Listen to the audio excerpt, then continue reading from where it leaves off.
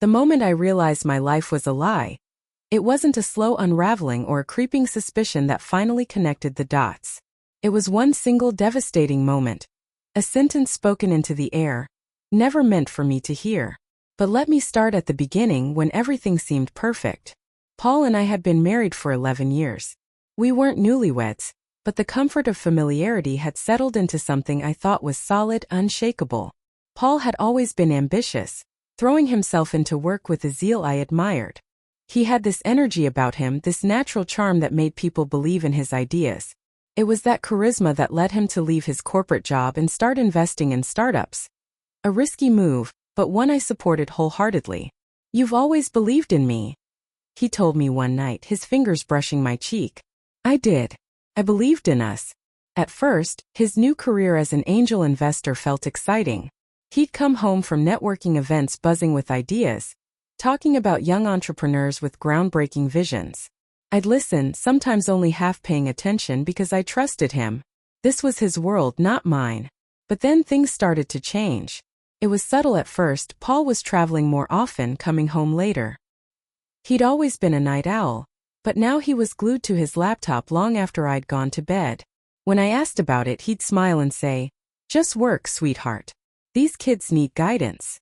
I told myself it was a phase, the natural growing pains of a new career. I even admired his dedication. It wasn't until that night, standing outside his home office, that I realized how blind I'd been.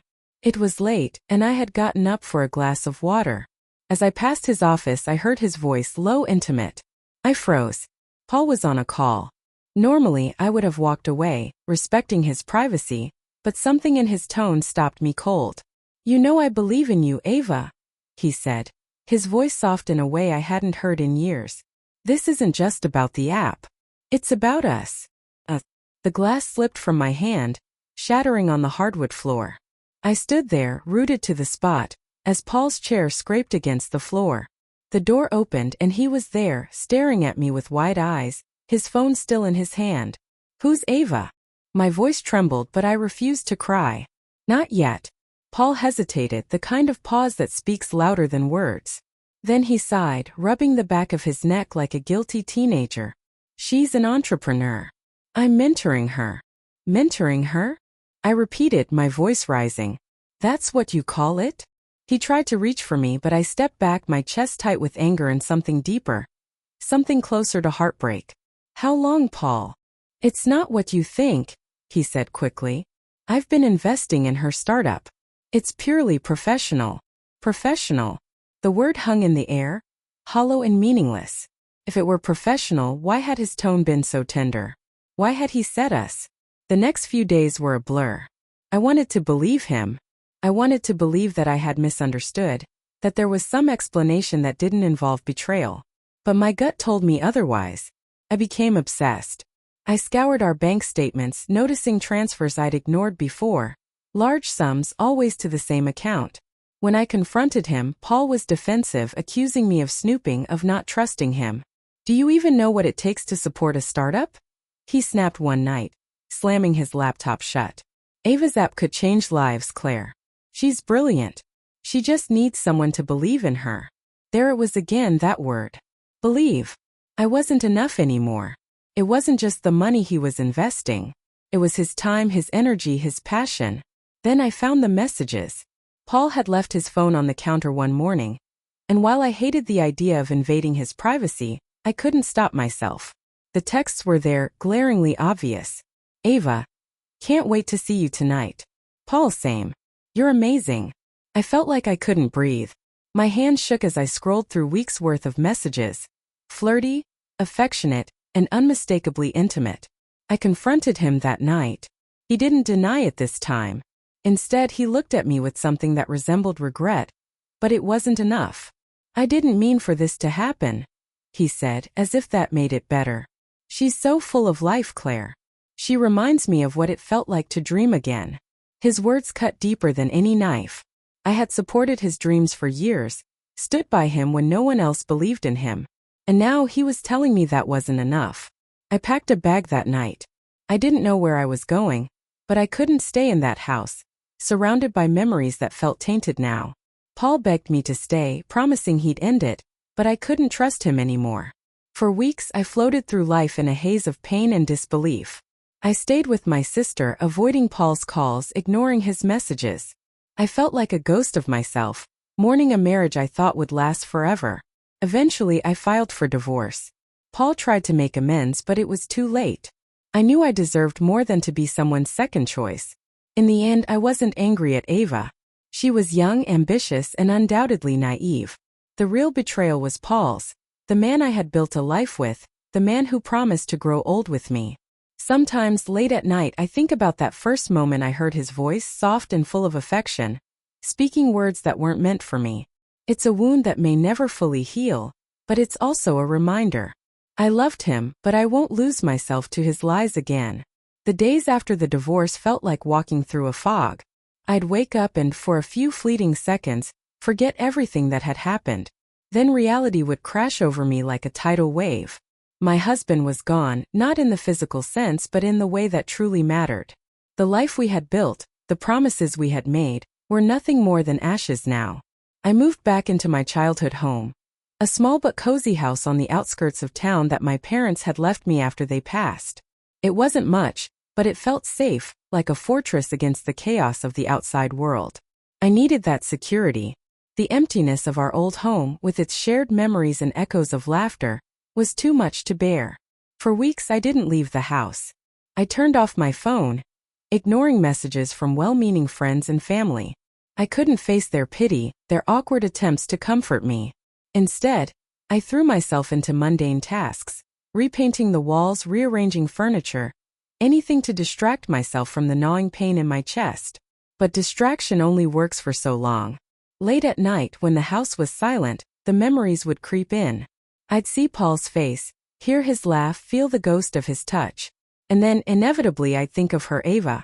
I tried not to hate her. She hadn't made vows to me. She hadn't promised to love me in sickness and in health.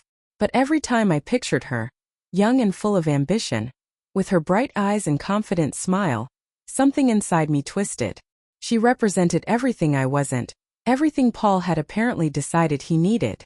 One day, while sorting through a box of old photographs, I found a picture of us from our honeymoon. We were on a beach, the sun setting behind us, both of us laughing at something the photographer had said. I stared at it for a long time, trying to reconcile the man in the photo with the man who had betrayed me. Had he always been capable of this? Or had something changed along the way? It was a question I'd never get an answer to. Eventually, life forced me to re-engage with the world. Bills needed paying, errands needed running. I took a job at a local bookstore, a quiet place where I could lose myself in the comfort of words. The owner, a kind older woman named Martha, didn't ask too many questions, which I appreciated. Slowly, piece by piece, I started to rebuild. I enrolled in a pottery class at the community center, something I'd always wanted to try but never made time for. My hands, caked with clay, felt connected to something real, something grounding. I began to find a strange solace in the process of creating, shaping something new out of nothing. But even as I moved forward, Paul wasn't entirely out of my life. Divorce, as it turns out, is messy and drawn out. There were lawyers, meetings, and paperwork. Each interaction with him was a reminder of what we'd lost, but I kept my composure. He, on the other hand, seemed desperate to fix things, not our marriage but his image. He wanted to be the good guy, the one who tried to make amends. He'd send me long emails apologizing, promising he'd changed. He even claimed he had ended things with Ava, but I didn't believe him. One day, I ran into an old friend at the grocery store, a woman named Linda, who worked in the same social circles as Paul. She looked at me with a mixture of sympathy and hesitation, as if debating whether to speak. Finally, she said, "Claire, I'm so sorry about everything. I can't imagine how hard it's been, especially with, well, you know." "With what?" I asked, my stomach sinking. Linda hesitated, then lowered her voice. "I saw Paul at an event last week. He was with her. Ava. They looked close." The words hit me like a punch to the gut. So much for his promises. I thanked Linda and left the store as quickly as I could, my mind racing. Why did it still hurt so much? I was supposed to be moving on, but every time I thought I'd made progress, something would drag me back into the pain. That night, I sat in my tiny kitchen with a glass of wine, staring at the stack of legal documents I still needed to sign. Part of me wanted to drag out the process to make things harder for him, but I knew that wouldn't help me heal. In the end, I signed the papers. I was done letting Paul control any part of my life. Months turned into a year. The ache in my chest dulled, though it never disappeared completely. I started to smile again, to laugh without feeling guilty. I made new friends in my pottery class, even went on a few dates, though nothing serious. One day, while working at the bookstore, a man came in looking for a gift for his daughter. He was tall, with kind eyes and a warm smile. We started talking, and before I knew it, we'd spent an hour discussing everything from classic literature to the best local coffee shops. His name was Andrew, and he was a single dad, raising a spirited 8-year-old named Sophie. He asked me to dinner, and for the first time in a long time I said yes. Our relationship started slowly, cautiously. I was scared to open myself up again, but Andrew was patient. He didn't try to rush me, didn't push me to share more than I was ready to. As weeks turned into months, I realized something. I wasn't just surviving anymore. I was living. Paul was a chapter in my life. A painful one, but not the whole story. Ava and her bright eyes, her ambition, her youth, they were just footnotes. My life was mine again, and for the first time in years I felt free. Freedom didn't mean the absence of scars. It didn't mean forgetting. But it did mean moving forward step by step, toward a future that was mine to shape. And that was enough. Andrew and I continued seeing each other. And with each passing day, I felt more like myself. Not the version of me who had been broken and left to pick up the pieces, but someone new, someone stronger. He was the kind of man who didn't need to dominate a room to be noticed. Instead, he carried a quiet confidence, a steadiness that felt like a balm to my still healing heart. At first, I hesitated to introduce him to anyone in my life. The wounds from Paul's betrayal were still raw, and I wasn't ready for the questions, the unsolicited opinions. But Andrew wasn't pushy. "Whenever you're ready," he'd say, and I believed him. When I finally told my sister about him, she smiled in a way that was both relieved and hopeful. "You deserve someone who sees you, Claire," she said. "Not someone who looks right past you to chase a fantasy." Her words stayed with me. Paul had always been chasing something: success, recognition, excitement. And for a long time I thought I could be part of that chase, that I was enough to anchor him. But I wasn't. And that wasn't my fault. As my relationship with Andrew grew deeper, I started to trust again, though it wasn't easy. There were moments, small fleeting ones, when I'd catch myself doubting, questioning whether he would hurt me too. But Andrew had a way of easing those fears, not with grand gestures but with consistency. He showed up. He listened. He cared. One evening, he invited me to dinner at his house. It was the first time I'd meet Sophie, his daughter, and I was nervous. What if she didn't like me? What if I wasn't ready to step into a role that, while not parental, was still significant? When I arrived, Andrew greeted me at the door with a smile, his apron dusted with flour. "We're making pizza," he announced, leading me into the kitchen where Sophie was kneeling on a chair, her hands buried in a pile of dough. Sophie looked up at me with curious eyes, then grinned. "Are you good at making pizza?" she asked. "Not as good as you, I'm sure," I replied, and she giggled. The night was surprisingly easy. Sophie was bright and chatty, and Andrew was patient and loving in a way that made my heart ache.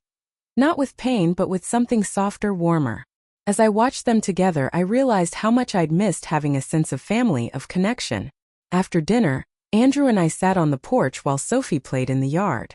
The air was cool, the sky streaked with the fading colors of sunset. "You're good with her," Andrew said, his voice quiet. "She makes it easy," I replied, though I wasn't sure it was entirely true. Sophie had been easygoing, yes, but there was something else. I wanted to be good with her. I wanted to be good for her. Andrew reached for my hand, his touch gentle.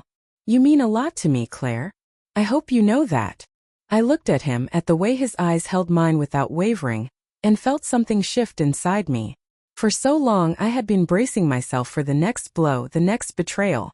But with Andrew I didn't feel that weight. Instead, I felt like I could finally breathe. As time went on, our lives began to intertwine. We spent weekends together, cooking, hiking, or just lounging around watching Sophie's favorite movies. She loved asking me questions about my job at the bookstore, especially when I'd bring her a new book to read. One evening, as we sat together in the living room, Sophie curled up beside me with a copy of Charlotte's Web. Andrew looked over at us and smiled. It was a small moment, but it felt monumental. For the first time in years, I felt like I was part of something whole. But life has a way of testing you just when you think you've found your footing. It started with a chance encounter. I was running errands in town when I saw him, Paul. He was standing outside a cafe, his phone pressed to his ear, looking just as polished as ever. I froze, my heart pounding in my chest. I thought about ducking into the nearest shop, but before I could move, he saw me. His eyes widened, and he ended his call abruptly, making his way toward me. "Claire," he said, his voice tentative. "Paul," I replied, my tone flat. I wasn't angry anymore, not in the way I had been. But I wasn't eager to see him either. "You look good," he said, stuffing his hands into his pockets. "Thanks," I replied, my arms crossed over my chest. There was an awkward silence before he cleared his throat. "I've been meaning to reach out. I wanted to apologize. For everything." I raised an eyebrow. "It's a little late for that, don't you think?" "I know," he admitted, his shoulders sagging slightly. "But I need you to know that I regret what happened. I regret hurting you." I didn't know what to say. Part of me wanted to tell him off, to remind him of all the ways he had shattered my trust. But another part of me, the part that had been healing, realized I didn't need his apology. I didn't need anything from him anymore. "I hope you find what you're looking for, Paul," I said finally. Then I turned and walked away, leaving him standing there on the sidewalk. As I drove home, I felt a strange sense of closure. Seeing him, hearing his words, it didn't erase the pain he'd caused, but it felt like the final page of a chapter one was ready to close. When I got home, Andrew was waiting for me, a cup of tea in hand and a concerned look on his face. "Rough day?" he asked. "Not anymore," I said, leaning into his embrace. Life wasn't perfect. Never would be. But it was real and it was mine. And for the first time in a long time, that was enough. The months that followed my unexpected meeting with Paul were a testament to how much I had grown. There was a time when seeing him would have unraveled me completely, sent me spiraling back into the darkest parts of myself. But now it felt like a fleeting storm cloud, passing quickly, leaving me standing in the sunlight once more. I wouldn't call it forgiveness exactly. It wasn't about letting him off the hook. It was about releasing the grip his actions had on my life, allowing myself to move forward without the weight of the past pulling me back. Andrew and I continued to build something steady, something strong. It was different from what I'd had with Paul. With Andrew, there were no illusions of grandeur, no undercurrent of competition or restless ambition. What we had was simpler but no less profound. It was in the little things, the way he'd leave notes in my purse for me to find later, or how he'd know exactly when to make me laugh after a hard day. And then there was Sophie, whose boundless energy and wide-eyed curiosity reminded me of what it felt like to be hopeful, to dream without fear. One day, as we sat in the park watching Sophie race around with a group of kids, Andrew turned to me, his expression serious but soft. "I've been thinking," he said, his hand finding mine. "About what?" I asked, though his tone suggested something important. "About us. About the future." He paused, as if searching for the right words. "I want you to know how much you mean to me. How much you mean to both of us." I felt my breath catch, the warmth of his words wrapping around me. I squeezed his hand, unsure of how to respond but knowing I didn't need to rush. Andrew was patient as he always was. That evening, after Sophie had gone to bed, we sat on his couch with glasses of wine, the quiet of the house wrapping around us like a blanket. "I don't want to scare you off," he said, breaking the comfortable silence. "But I want you to know that I see a life with you, Claire. A real one. A lasting one." The sincerity in his voice brought tears to my eyes. I wasn't afraid of his words. If anything, they filled me with a sense of belonging I hadn't realized I was still searching for. "I see it too," I whispered, leaning into him. From that moment on, things between us deepened in a way I hadn't expected but welcomed wholeheartedly. We didn't rush, we didn't need to. But we began to talk about the future, about what blending our lives might look like. I knew it wouldn't be without challenges. Andrew's world came with its own complexities just as mine did. But for the first time, I felt like I had a partner who would face those challenges with me, not against me. As we grew closer, so did my relationship with Sophie. She started calling me C, a nickname she'd come up with one afternoon while we were painting together. "You're like a big sister," she said. Her words innocent but filled with a kind of affection that made my heart swell. "You mean an old sister?" I teased, and she giggled, smudging paint on my arm. Andrew watched us from the doorway, his eyes filled with something that looked a lot like love. One evening, as we were cleaning up after dinner, Andrew brought up something that had been on both our minds but neither of us had voiced yet. "Have you thought about what it would be like to live together?" he asked, his tone casual but his eyes searching mine. I set down the dish I was drying, considering his words. It wasn't an easy decision. Moving in together meant more than just sharing a space. It meant fully integrating our lives, making a commitment not just to each other but to Sophie as well. I admitted. And I think it could be wonderful." His face lit up, and in that moment I knew I'd made the right choice. The months that followed were a whirlwind of packing, planning, and adjusting. I moved into Andrew's house, which was larger and livelier than my own. Sophie was ecstatic, her excitement bubbling over in questions about how we'd decorate and where my books would go. Living together wasn't without its challenges. There were small things, differences in routines, the occasional clash over whose turn it was to take out the trash, but they felt insignificant compared to the joy of building a life together. One evening after Sophie had gone to bed, Andrew and I sat on the porch, the air crisp with the first hints of autumn. "Do you ever think about the past?" I asked him, the question spilling out before I could stop myself. He glanced at me, his brow furrowing slightly. "Sometimes," he admitted. "But mostly I think about how lucky I am to have found you." His words settled something inside me, a lingering insecurity I hadn't even realized was still there. The years passed and our lives grew richer. Sophie thrived, her love for books evolving into a passion for writing her own stories. Andrew and I supported her every step of the way, cheering her on at school events, helping her navigate the ups and downs of growing up. And us? We grew too. Our love deepened, weathering the inevitable storms that life threw our way. There were hard times, moments when old wounds threatened to reopen, but we faced them together. Looking back, I can't say I'm grateful for what happened with Paul. Betrayal is a wound that never fully heals, no matter how much time passes. But in a strange way, it brought me to where I was meant to be. It taught me to value myself, to recognize what I deserved and what I wouldn't tolerate. Andrew was my second chance, my proof that love didn't have to be about sacrifice and pain. It could be about partnership, about two people building each other up rather than tearing each other down. One evening, years later, as we sat by the fire with Sophie, now a teenager, curled up between us, I realized something. My story hadn't ended when Paul betrayed me. It had only just begun. Life has a way of moving forward even when you think you're standing still. With every passing year, the memories of my old life with Paul faded further into the background, like the faint remnants of a storm long since past. They didn't vanish entirely. Sometimes on quiet nights, they'd resurface unbidden and fleeting. But the sting was gone, replaced by something softer, something that felt like acceptance. Andrew and I settled into a rhythm that felt natural and easy. Living together brought a sense of unity, a shared purpose. I wasn't just someone in his life, I was part of his family now. Sophie grew to see me as more than just Andrew's partner. We became close in a way that surprised even me, sharing little traditions that were uniquely ours. Every Sunday morning we'd bake together, the kitchen filling with the warm, sweet scent of cinnamon rolls or cookies. She'd tell me about her week, about her friends, about the stories she was working on. "She has your creativity," Andrew said one evening as we sat on the couch, watching Sophie scribble in her notebook. "You've inspired her, Claire. More than you know." His words brought tears to my eyes.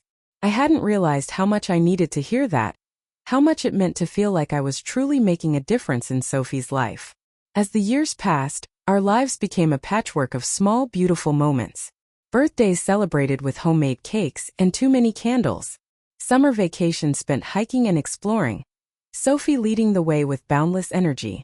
Even the quiet nights at home, curled up with a book or watching a movie, felt like treasures. But life, as always, had its challenges. It started with a phone call late one evening. I had just finished cleaning up the kitchen when Andrew's phone buzzed on the counter. He picked it up, his expression shifting as he listened. "What? When?" he said, his voice sharp with concern. I watched as he hung up, his face pale. "That was my brother," he said, running a hand through his hair. "My dad had a stroke." The next few weeks were a blur of hospital visits and sleepless nights. Andrew's father, a strong, stubborn man who had always seemed invincible, was suddenly frail and vulnerable. It was a sobering reminder of how fragile life could be. Andrew threw himself into caring for his dad, taking on the role of organizer, advocate, and emotional support for his family. I did my best to support him, taking on more at home so he wouldn't have to worry about anything but his family. But the strain was visible. He barely slept, barely ate, and I could see the weight of it all pressing down on him. One night, after Sophie had gone to bed, I found him sitting in the darkened living room, his head in his hands. "Andrew," I said softly, sitting beside him. He looked up at me, his eyes tired and red-rimmed. "I don't know if I can do this, Claire," he admitted, his voice breaking. "What if he doesn't recover? What if I'm not strong enough for this?" I reached for his hand, holding it tightly. "You don't have to do this alone," I said. "I'm here. We'll get through this together." In that moment I realized how much he had carried for so long. Not just during this crisis but throughout his life. Andrew had always been the dependable one, the rock for everyone around him. But even rocks need support sometimes. As the weeks turned into months, Andrew's father slowly improved. He regained some mobility, though he would never fully recover. Andrew visited him daily, helping with therapy, managing appointments, and ensuring he was comfortable. Through it all, we found ways to hold on to each other, to remind ourselves of the strength we shared. Sophie, too, showed remarkable resilience. She started writing letters to her grandfather, little notes filled with jokes and stories. "It makes him smile," she said one day, handing me an envelope decorated with bright stickers. Watching her, I felt an overwhelming sense of pride. She was growing into a compassionate, thoughtful young woman, and I like to think that Andrew and I had played a part in that. As time went on, the immediate crisis faded, though the impact lingered. Andrew's father moved into an assisted living facility, and while it was difficult for Andrew to accept, he knew it was the best option. "He's in good hands," I told him one day as we drove home from a visit. "And you've done everything you could." Andrew nodded, his grip on the steering wheel tightening slightly. "I just want to make sure he knows he's not alone," he said. "He knows," I assured him, "because you're there for him. And so are we." Life returned to a new kind of normal after that, though the experience had changed us in subtle ways. We were more grateful for the quiet moments, more intentional about the time we spent together. Sophie started high school, her world expanding in ways that filled her with both excitement and nerves. One afternoon, as I helped her with a school project, she turned to me and said, "See, do you ever think about what your life would be like if things had been different? Like if you hadn't met Dad?" The question caught me off guard, but I smiled. "I do sometimes," I admitted. "But you know what? I don't think I'd want it to be any different. Because everything that happened led me here. To you and your dad. And that's more than enough for me." Sophie grinned, her eyes sparkling. "Good. Because I can't imagine life without you." Her words stayed with me long after she'd gone to bed that night. It was a reminder that even in the midst of pain and heartbreak, there's always the possibility of something beautiful waiting on the other side. Years later, as I sat in the garden with Andrew, watching the sun dip below the horizon, I thought about how far we'd come. Our journey hadn't been easy, but it had been worth it. Every step, every challenge, every moment of doubt had brought us closer, binding us together in a way that felt unbreakable. Andrew reached for my hand, his touch familiar and steady. "You know," he said, his voice low and thoughtful, "I don't think I ever told you just how much you've changed my life." I looked at him, my heart full. "And you've changed mine." In that moment, with the world bathed in the golden glow of twilight, I knew that whatever lay ahead, we would face it together. Because this was love, not the fleeting kind built on illusions and promises, but the enduring kind forged through shared struggles and unwavering trust. This was the life I had always hoped for, and it was mine. The years passed quietly but richly, each one adding layers to the life Andrew and I had built together. Sophie grew older, her boundless energy giving way to a more contemplative, creative spirit. She still loved to write, filling notebook after notebook with stories that she rarely shared but always poured herself into. I saw so much of myself in her. The way she retreated into her imagination, using it as both a sanctuary and a way to make sense of the world. Andrew and I often joked that time seemed to move faster the older we got.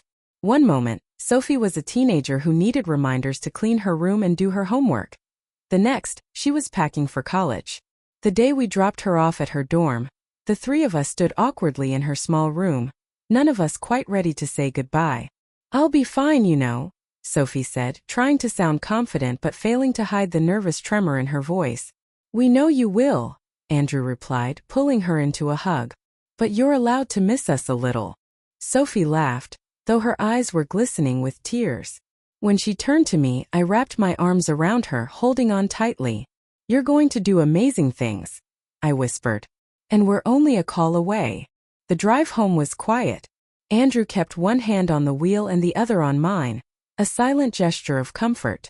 When we got back to the house, it felt emptier than I had anticipated, as though Sophie's absence had created a void that was bigger than her physical presence. "I guess it's just us now," Andrew said as we stood in the kitchen, the faint hum of the refrigerator filling the silence. I smiled at him though my chest ached. "Just us," I echoed. It took time to adjust to the new rhythm of our lives.